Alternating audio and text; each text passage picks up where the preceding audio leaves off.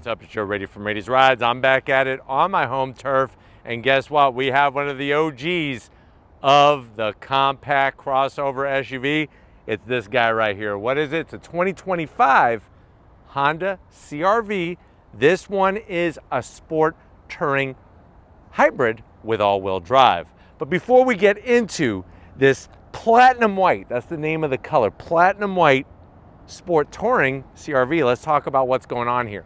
It goes back to 1997. I was a sophomore in college, and guess what? That is when they came out with the Honda CR-V. Now, it actually wasn't first. So technically, it's not the OOG, the original gangster. Because I had a lot of people ask me, what does OG stand for?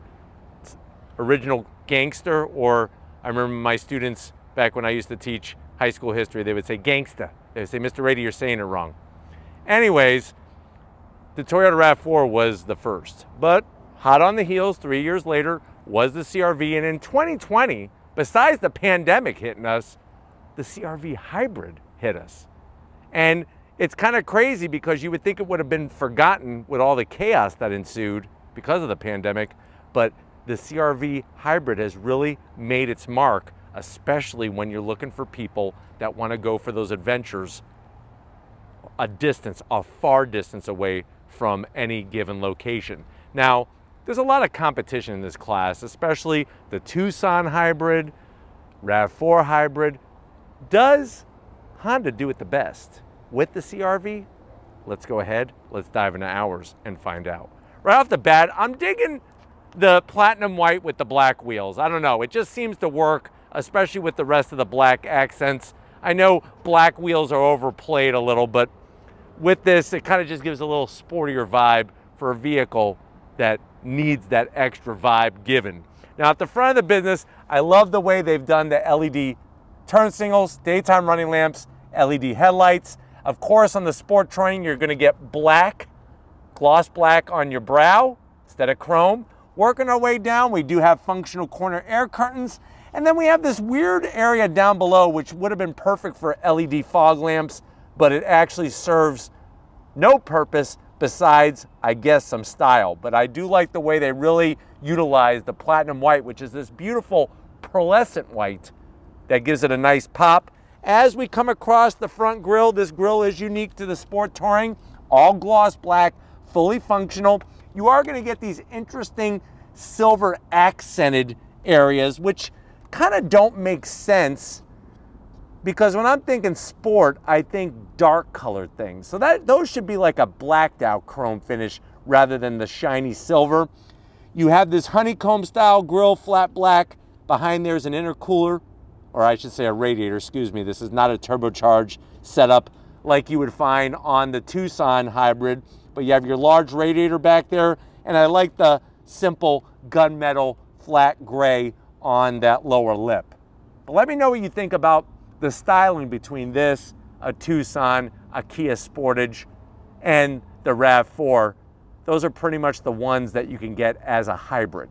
Of course, you still have the CX-5, CX-50, and the Nissan Rogue, but those are not available as hybrids. Now, as we rise up, did a great job with the hood, nice simple bend, that sparkliness, and then you have the two indentations on both sides just to give it some style. We come around the bend, like I pointed out earlier, we do have gloss black painted wheels. This is a 19-inch wheel. Love the split spoke design. Tires are 235 on the width, 55 series sidewall, and the only zonk I have is I wish they would have painted these fender openings. Let me know if you like the flat black, if you'd rather they be gloss black or painted. I'm going team painted. Now, this all-wheel drive system is a mechanical all-wheel drive, which means that it has an actual drive shaft. The Hyundai and the Kia all-wheel drive systems are the same kind of setup.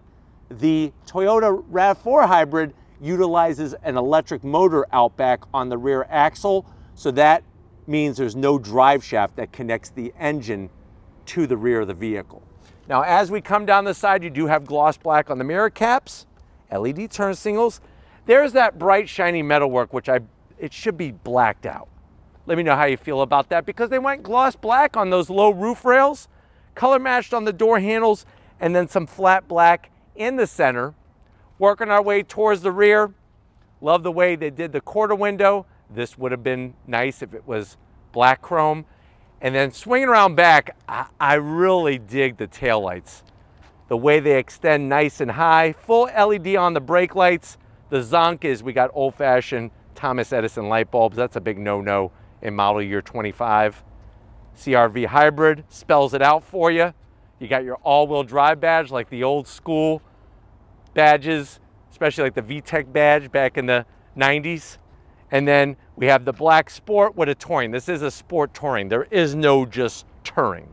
There's Sport Touring. Now, as we work our way down, not functional on this side, but what's weird is functional on this side. Why they did that, I have no idea. I'd rather they just have them functional on both sides or make a different rear lower bumper to showcase just the single outlet exhaust rather than the two outlet exhaust. We got the gunmetal gray and then that simulated rear diffuser. But why don't we go ahead, let's pop the hood and talk about MPGs in this CR-V. All right guys, we got the hood popped. You do have hood struts. Underneath the hood is that 2-liter naturally aspirated inline 4. That engine is bulletproof. And of course you have your hybrid setup with the electric motor. Now what are we talking about? We're talking about 204 horsepower, 247 pound-feet of torque. What's interesting about this vehicle is that it doesn't use a CVT. It uses a direct drive transmission similar to what you would find in an EV. Also utilizes a 1.1 kilowatt hour battery pack, 0 to 60, 7.8 seconds. So not the quickest. Top speed is governed to 111 miles an hour, but here's where you're gonna win the race. You're not gonna have to stop for fuel very often. In the city, 40 MPGs, 34 MPGs on the highway. It weighs 3,914 pounds. I guess the sad news is it could only tow up to 1,000 pounds. So if you really have some heavy towing specifics, you're gonna have to go with a different crossover. This is not gonna be the one for you. But why don't we go ahead, let's fire it up and see this thing roll.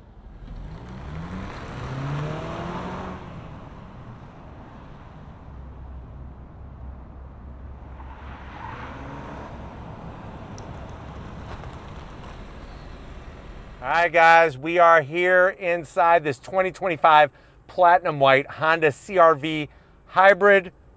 This one being the Sport Touring trim. I know you're saying to yourself, well, Joe, I need a new compact crossover. I actually have a 1997 Honda CR-V, and finally, after 300,000 miles, the engine blew up.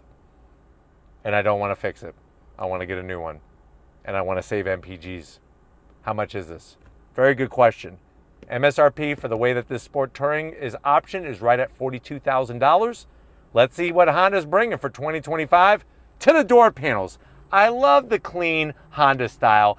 Just everything fits really well. There is a lot of gloss black, but you're not going to touch that area. And it's got a nice, almost like golf ball texture to it. So if you like touching Tiger Woods golf balls, you'll like touching that trim, but you really shouldn't because there's no need to. Now, you got a soft padded armrest with the orange stitching. Orange means sport, according to Honda. And then you do have flat black around the window and lock switchgear. Door pocket is a decent size, 2 Egg McMuffins, and a nice large Frappa Kappa Chino from Starbucks. And they give you a little CR-V badge right above the speaker grill. Now going from the door panel to the dash, love the wire mesh. I don't mind the gloss black. We have the Bose premium sound system. That textured golf ball feel looks good, and it actually hides the fingerprints. Slide on in, we got the top 9-inch infotainment system. As you can see, navigation, wireless Apple CarPlay, wireless Android Auto. Throw it into reverse, this is where Honda's hurting. We need new cameras. The resolution is terrible. It is nice though, the way you could change the angle, but it needs to be a better resolution. This is model year 2025. Also, you're still gonna have all the same great apps. You get your power flow.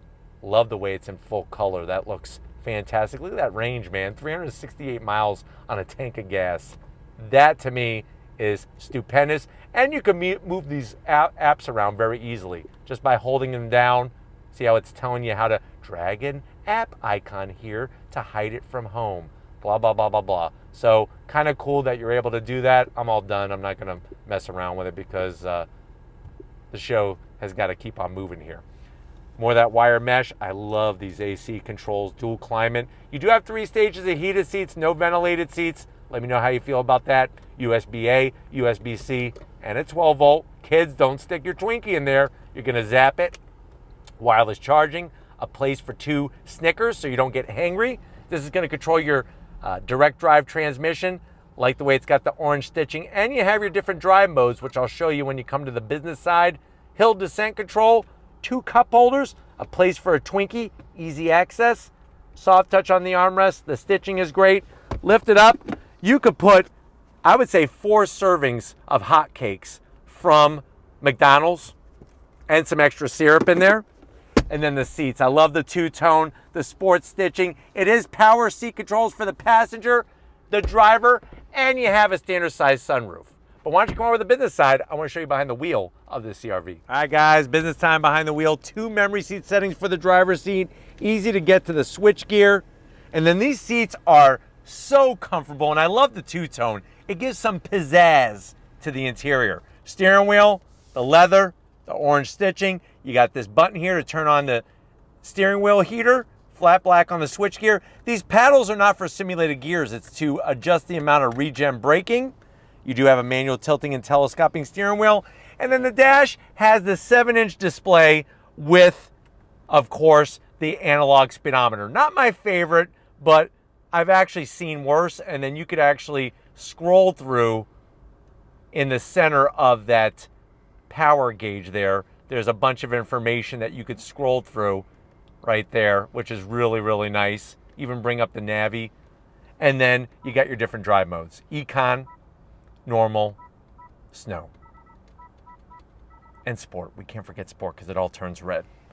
But why don't we go ahead, let's get in the back seat and see what special touches Honda brings to the CR-V. All right, guys, back seat time, and this is where Honda really just lays the smack down the competition. There's so much room in here, really fantastic. The 2-tone material feels really good.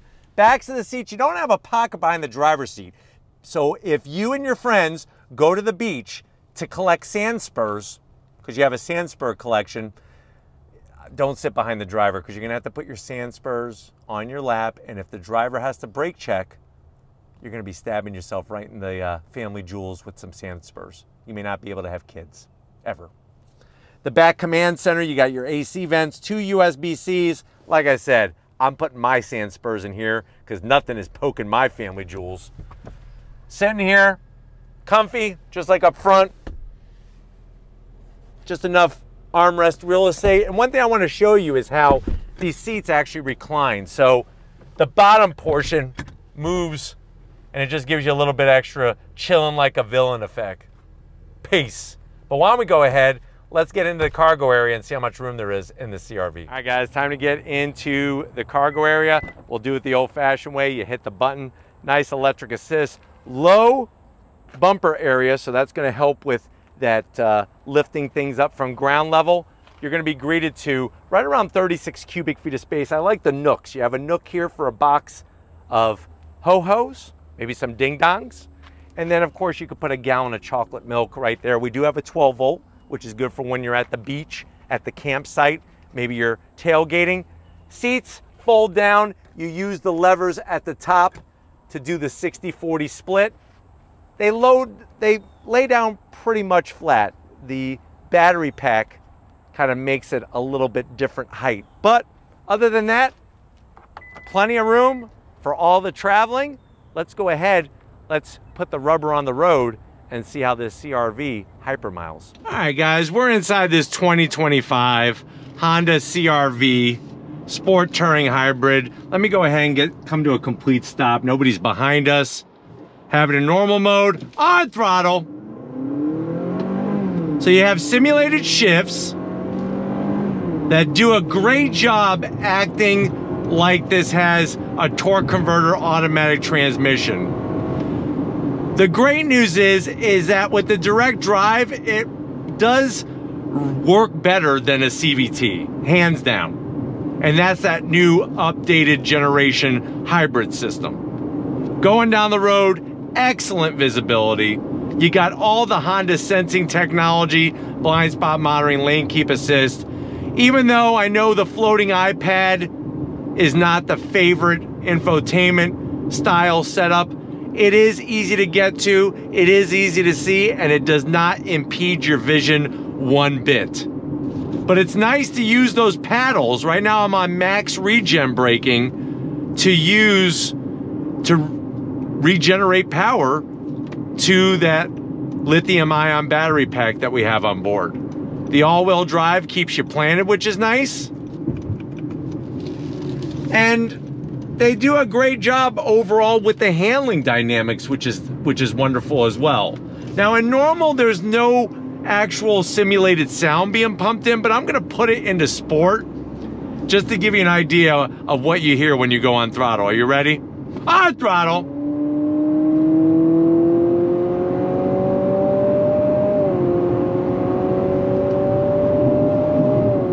So, as you can hear, because you're not going to see it, it's a sound, there is this pumped in sound when you go on throttle in sport mode, and it sounds very, very fake. It doesn't sound like it's coming from underneath the hood whatsoever. But the good news is when you go into sport mode, that quickens your throttle response and the steering sensitivity. And they did a great job finding a balance between tuning the suspension for sporty handling, but also for comfort for the longer drives as well.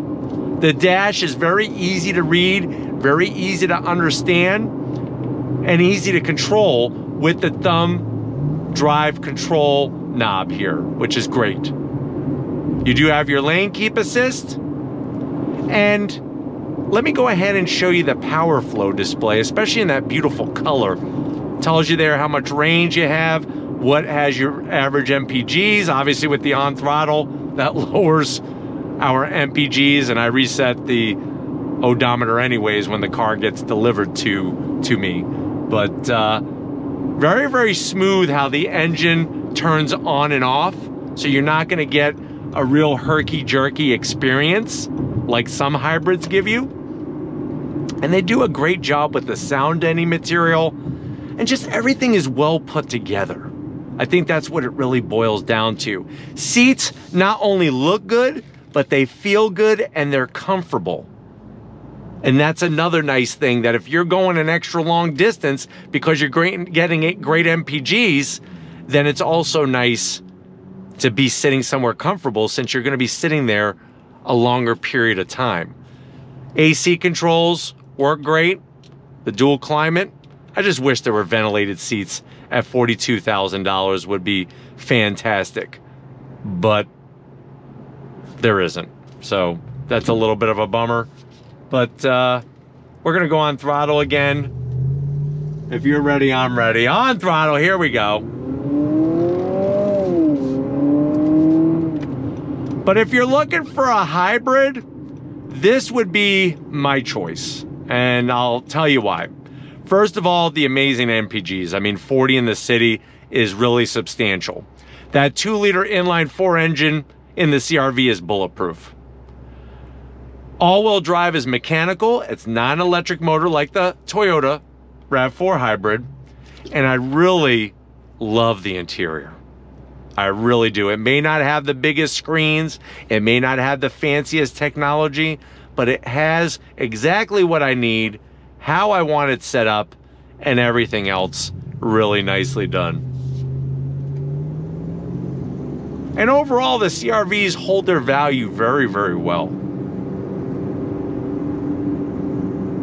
But driving it in traffic, if you've never been in a CR-V, if maybe you've only been in an HR-V or a Civic, I think the size of the CR-V you're gonna like, because it's not too big and it's not too small, especially on the interior. And it's good to see, it's easy to see where your visual reference points are. And I think your passengers are really gonna love the room that's back there for them, especially when you recline the seats, which is nice. But as long as you're not going on throttle in sport mode, you're not gonna get the crazy pumped in sound. It's only when you go on throttle when that sound gets activated. But I'll go ahead and put it back into normal mode, and you could feel the difference. And that's another nice thing, is that there's not 42 modes, which I'm happy there isn't, and you could feel the distinct personality between each and every mode. But I hope that this has been a good overall review of the 2025 CR-V Hybrid. We're gonna get back to where it all started and wrap this one up, so I'll see you in a split second. All right, guys, another great day with a Honda. Definitely gotta thank the whole Honda team for getting us access to this 2025 CR-V Sport Touring with the all-wheel drive. Let me know what you think. Do you like CR-V? Do they do hybrid crossover SUV the best over the competition? Let me know your thoughts. But if you're new to the channel, you're on your way out, hit that subscribe button. I promise you it's worthwhile. Come back for more. If you are a subscriber, thank you for being part of the Raise Rise family. Gotta give it up to Stephen Flood.